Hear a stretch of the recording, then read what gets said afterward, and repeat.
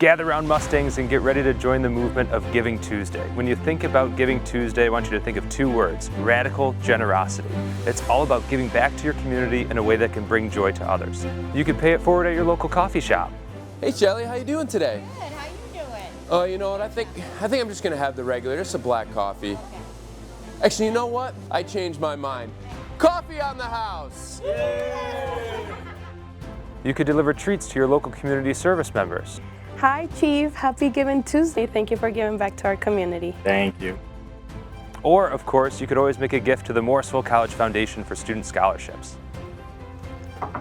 Hi, I'm here to give my Giving Tuesday gift. Sam Doubleday, class of 2015, renewable energy adjunct professor here at the college and volunteer of the year That is award. correct. Thank you so much for making the first Oh. Giving Tuesday gift so far this year. You're very welcome.